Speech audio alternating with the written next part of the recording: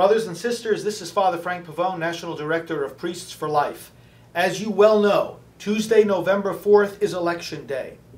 And I wanted to share this final video with you before Election Day to make crystal clear the encouragement that I want to give you and the obligations that we all share in these next days and hours before our nation makes a decision that is going to affect our course for the next generation and more. First of all, let's be very clear. The outcome of this election depends on you. It is no exaggeration to say that the results of this election can be determined by those of you watching this video right now. Why do I say that? Because in the year 2000, the presidential race in this country was decided by 537 people in one single state. There are more people than that seeing this video. The results are in our hands, first of all. And the key thing to remember about the elections of 2008 is that they haven't been decided yet. Nothing gets counted on Election Day except the number of votes that are actually cast before the polls close. That's it. Opinion polls aren't counted. The amount of money that the campaigns have is not what's counted. Nothing is counted except the votes actually cast. Not even the reasons why the person voted for a specific candidate are counted. It's just the numbers. And so now it's all about turnout. First of all, getting to the polls ourselves. And let me urge you to get to the polls early. There's going to be a huge turnout on November 4th. We have to anticipate long lines, long delays. Don't let yourself be discouraged. Don't think you're going to get in and get out real quickly. Be prepared to make a sacrifice to wait on long lines in order to cast your vote this Tuesday. Secondly, get as many other people to vote as possible. It's all about the low-hanging fruit.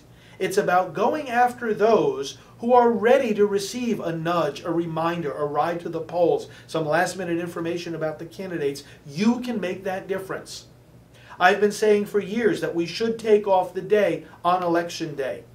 Take it off from work. Spend all your time, all your energy mobilizing as many other people as possible to vote.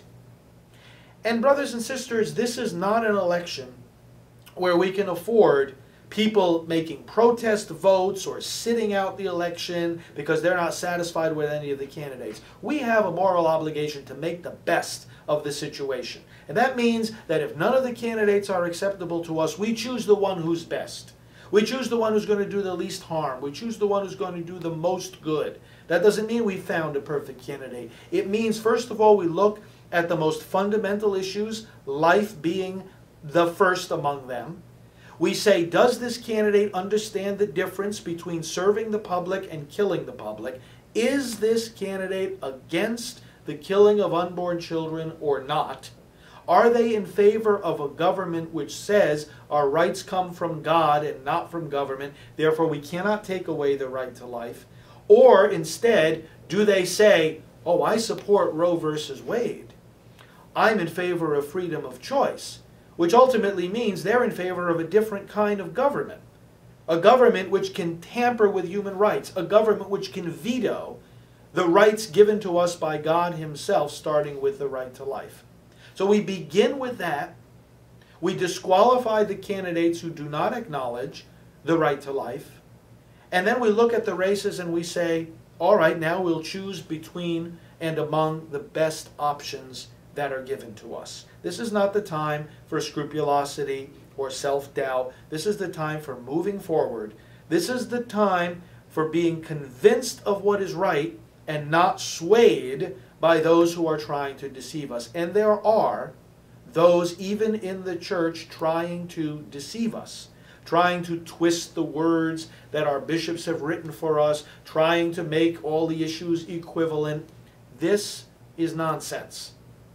We don't have anything if we don't have life, and that is why we have been proclaiming for years and years the primacy of the right to life in this and every election. Brothers and sisters, the outcome truly is up to us. Using our email lists, our websites and blogs, our telephone list, our friends, our contacts, everything we can do, And using our parishes, let us reach the people that need to be reached. Let's help out distributing literature. Let's volunteer for the campaigns. Let's make those phone calls. Let's devote every hour, every moment between now and the end of Election Day to turning out the pro-life vote. That's what we're doing. That's what I'm calling you to do. And when we do that, we'll be able to celebrate a victory for the cause of life. Thank you for what you're doing in this election. We are going to help America pursue a culture of life, starting at the voting booth. God bless you, and God bless America.